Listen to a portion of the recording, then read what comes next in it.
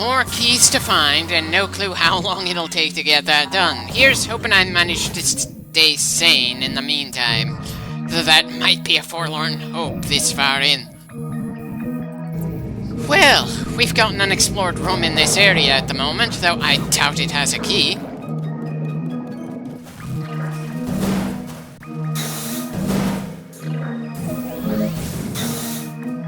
Still seems odd that the poison gas clouds hurt us at the same rate they did at the start of the game, but we're now immune to the toxic atmosphere of Dark Aether.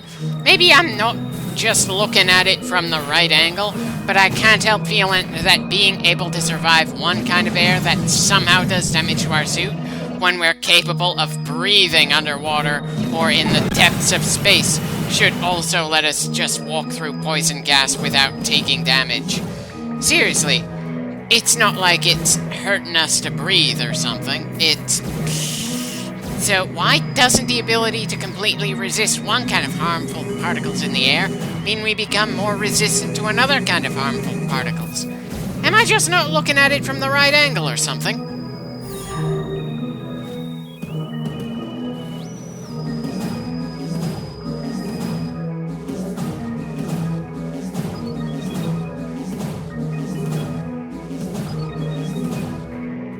Right. On the other side, so now we can deal with the other trigger mechanism. Again, I can't help feeling this is just far too much trouble to only gain a minor upgrade for it, and it's hard to really give a damn about gaining another missile upgrade when we've got so many already.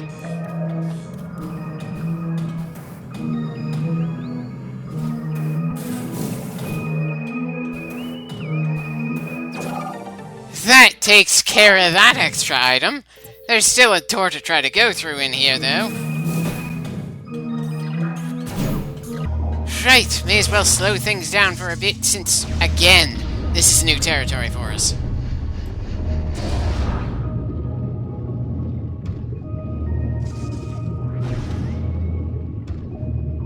Okay, looks like we've got a number of bomb triggers in this maze. As much as I want to claim that that's a good sign, the missile upgrade we just grabbed says otherwise, especially since I damn well know the keys we're looking for are all in the Dark World. Granted, since I know that, I probably shouldn't have slowed down the footage for this random corner of the map in Light Aether. Ah well, it's not like I knew ahead of time how long I'd be in this fresh territory, or what I'm gonna do next. All I know is that eventually we're gonna make it to the credits, and when we do, I'm gonna be very glad to be finished with this LP.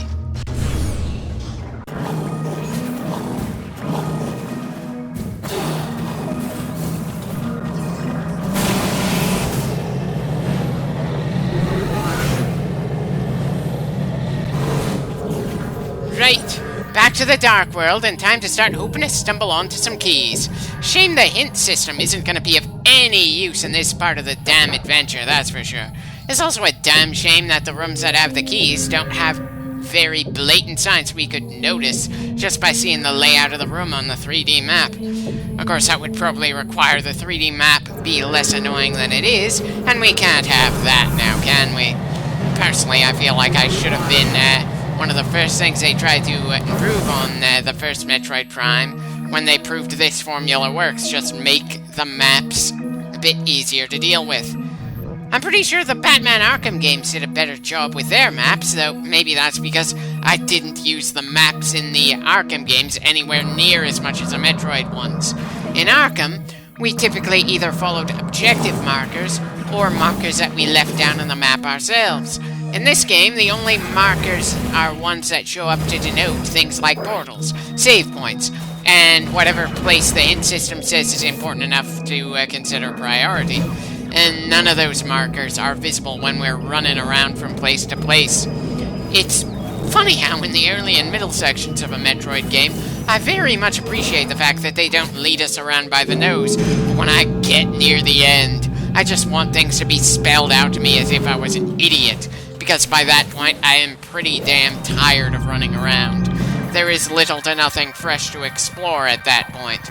Most of what there is to go through is the various scraps that we didn't have the equipment to get last time we were in a given area, and all too often around here, those scraps are not what we actually need. Seriously, after all the hours ago we tried to figure out what was so special in this particular area, I feel like gaining another missile expansion was not what I was expecting here.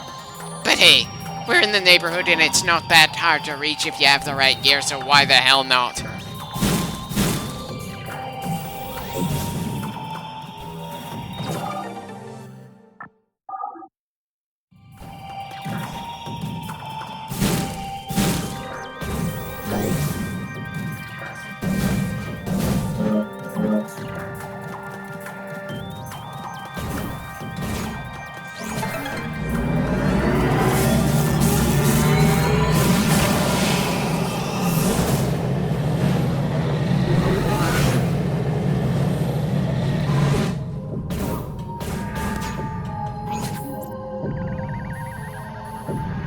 Those two yellow doors might lead to something important, though it's certainly more likely we'll get a key check in that area than the tunnel we morph ball rolled through earlier in this clip. Yeah, may as well save on the way there, since we technically rearranged part of the environment. It's not a particularly massive change, but again, it's all relative, especially this far into the game.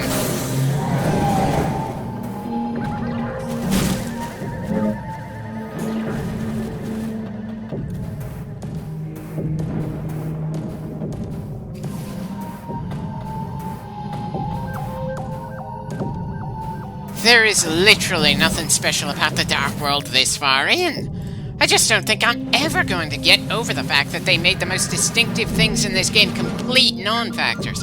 Changing from one world to another just stopped being noteworthy due to how often we did it, and how many portals are spread across each of the major regions available to us before the final one. The toxic atmosphere does no damage to us anymore, so a significant source of danger that was already undercut when we gained a resistance to Dark Aether is now a thing of the past.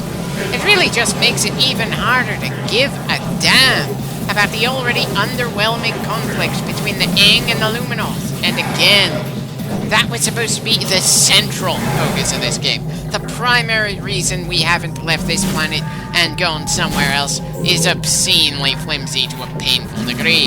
And it's not like that sort of thing is generally something the Metroid franchise needs to work really hard to do.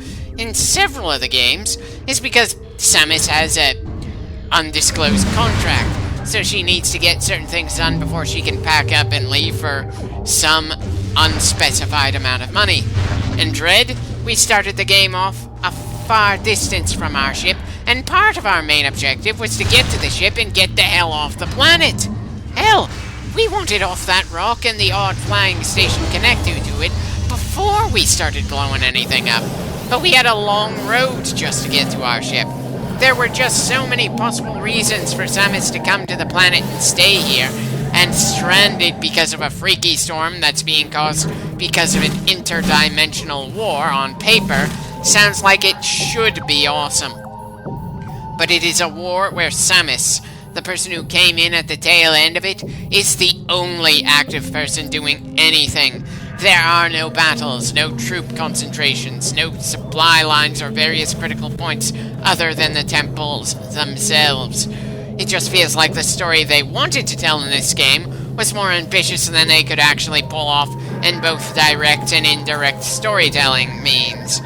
And the Metroid franchise as a whole is best known for its indirect storytelling with things like bodies on the ground and various other environmental details. But once we got done investigating the Federation Marines' condition, environmental storytelling just felt like it ceased to exist for some reason or another around here. 2 of the 3 temples we were supposed to go to were put into very generic wastelands that had little to nothing for them. The 3rd, while more visually distinct, felt like it belonged in a Digimon game, not Metroid. Good God, just how many more levels am I gonna say that this game fundamentally screwed up its own formula compared to all of the other Metroid titles we've gone through? I swear I didn't start this LP with the thought that I was gonna be burying a hated game or something. Granted, it's not a game that I return to all that often, but the story isn't outright offensively bad like StarCraft II Heart of the Swarm or Batman Arkham Knight was for me. The gameplay, while more frustrating than it needs to be due to a few bosses being frustrating monsters and far too many keys to hunt down, still hits many of the things I typically enjoy from games like this. It could have easily been so much worse. I'm just so frustrated that it wasn't better.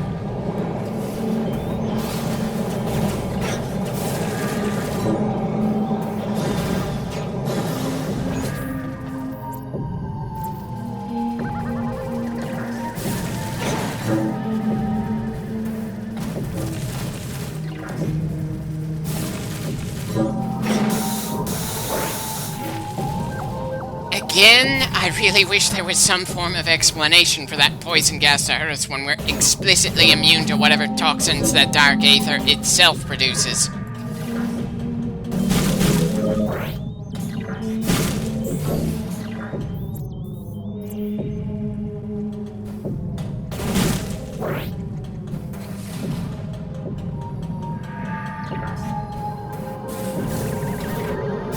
Apparently, it's back to the light version of the world again. I suppose we've already grabbed a few keys from around here.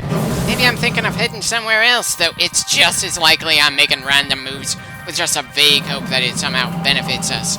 It's really hard to tell this many clips in, and when there aren't any helpful little notes with the raw footage to tell me if and when I started looking at online guides to get the job done a little faster.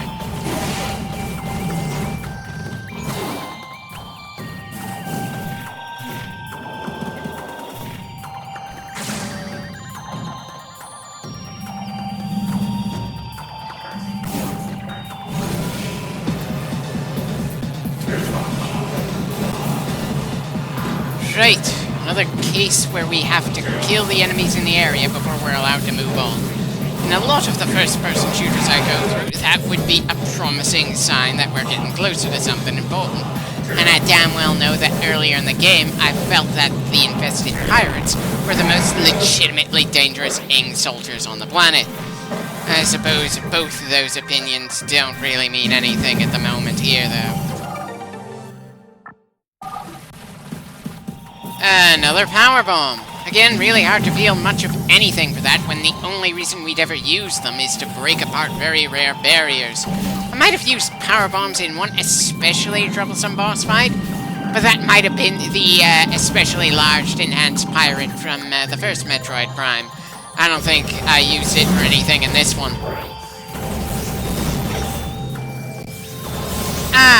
Enemies that we explicitly need the sonic visor in order to see. The visor that is the least interesting thing to see through in this video game, and it's not like the plant creatures we're shooting at while wearing this have anything to really call a lot of attention to them. This is just the only way they don't go completely invisible against us.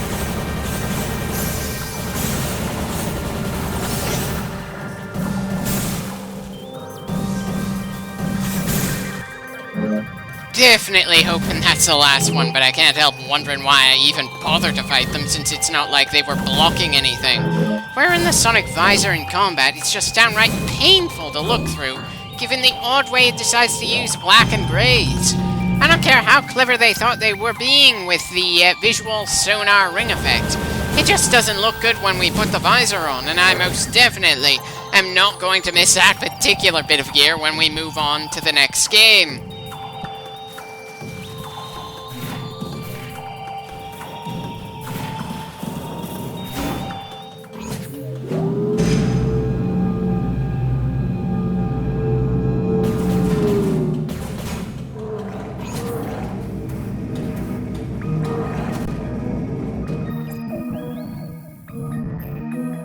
Really wish I had a better idea of what I'm doing right now. We've already been down here and gone through that exact same portal before, at least I think so. Am I just going through the online guide and going through things in the guide's numerical order?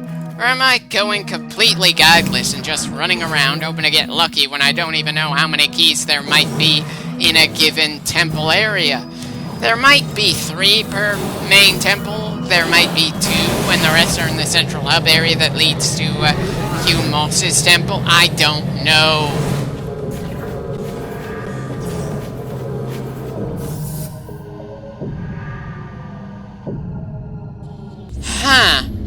guess I was wrong and we haven't been to this part of the Dark World before. Guess I'll slow down the footage again. This clip is certainly going to be another healthy length one, but I really don't feel like much has happened since we fought that oversized robot at the end of the third temple. It's so easy to lose track of time when you're measuring things based on major encounters, and those are few and far between.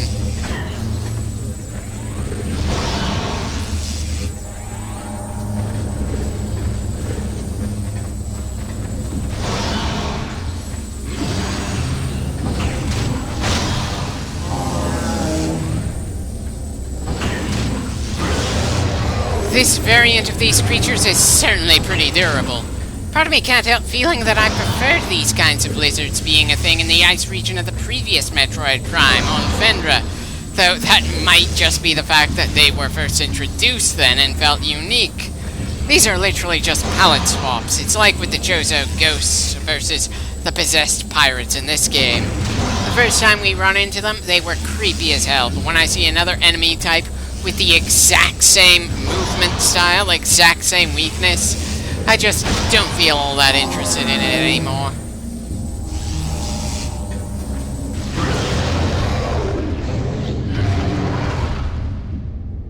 That death animation really gives me the impression we're supposed to feel some measure of accomplishment for killing any of the damn things. But since we already fought a boss version of that same creature, it's hard to really give a damn, and it doesn't help that we just fought two of them in the same damn room.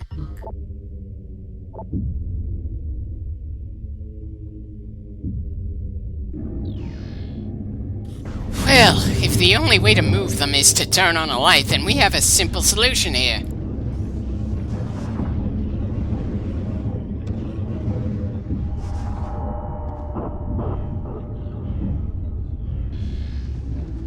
And we've got another of those things to go through not long after, and just as easy a solution. Why are these things supposed to be a barrier?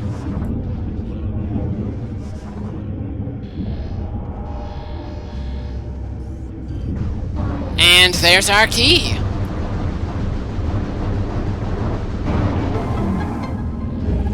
Right, another bit of progress made. Now, if only I felt like that progress wasn't so damn empty.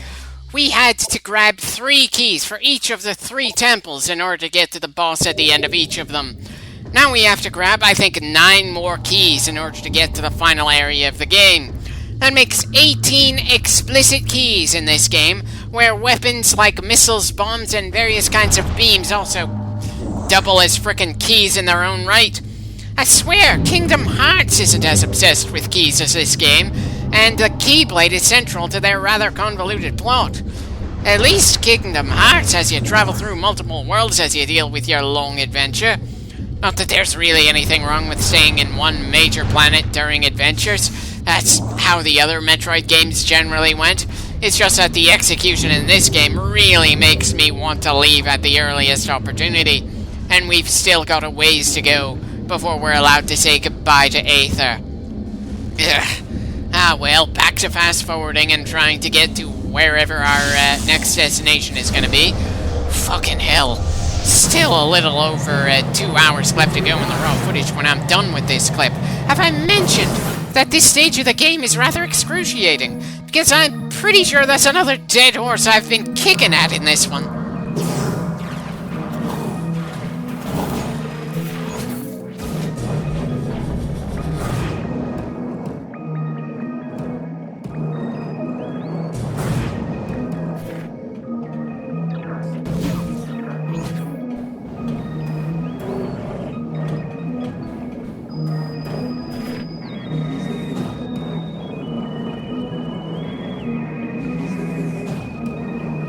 I have no clue what I'm trying to do here, but at least it feels like I have some sort of legitimate goal at the moment.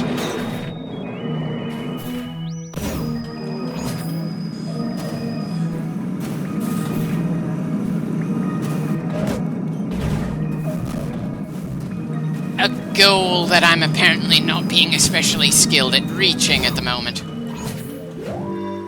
Right, time to move to a completely different major area, and hopefully we'll never have to return to the one we just left. But I'm not entirely sure I trust that statement, since again, I have no clue where we're trying to go or how many more of the keys we actually need at this point. I'm just zooming around trying in vain to stay sane when we're 42 clips into this game and we still aren't done.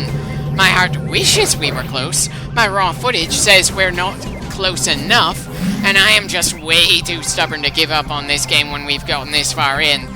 It is just so much easier to drop a Dynasty Warriors style game part way through when you go through from character to character sooner or later.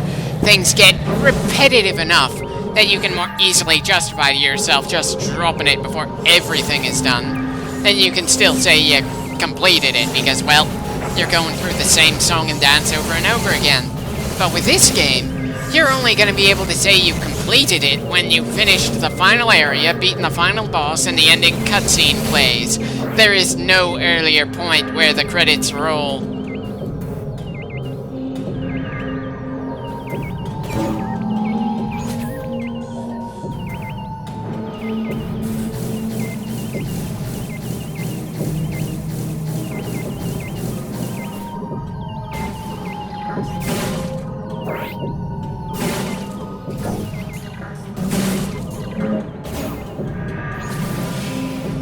I'm not even sure why I was expecting to reach some fresh, unexplored area when we were done bouncing off the walls in that frickin' room. Again, unexplored territory is extremely rare this late in the game, which is why the padding feels so much less forgettable to me.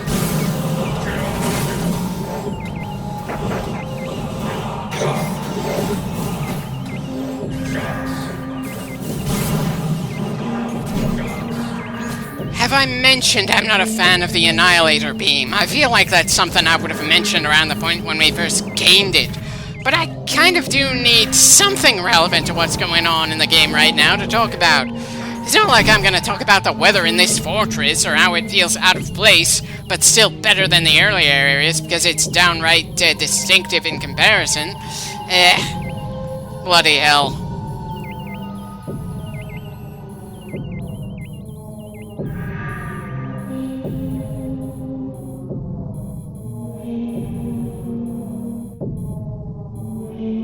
Again, the three-dimensional map feels useless enough when we only have to worry about one plane of reality. When you add in the whole light and dark aether thing, then it makes me want to take the map, fold it into a boat, and let it sail away for all the good it actually does us. But then that would require the map to be two-dimensional now, wouldn't it? Something I could more easily comprehend and read through, so we wouldn't have that problem in the first place. And we certainly can't make things that convenient around here, because, dear God, we need to make things as annoying for the player as possible.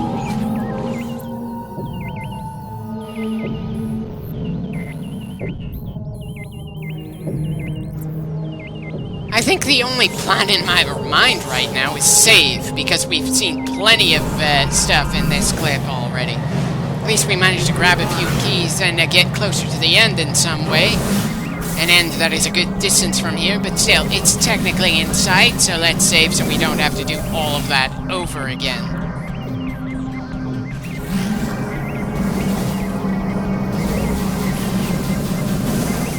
Did I even need to bother killing those respites? Or did I do that just to give myself something other to do than just running around some very familiar ground?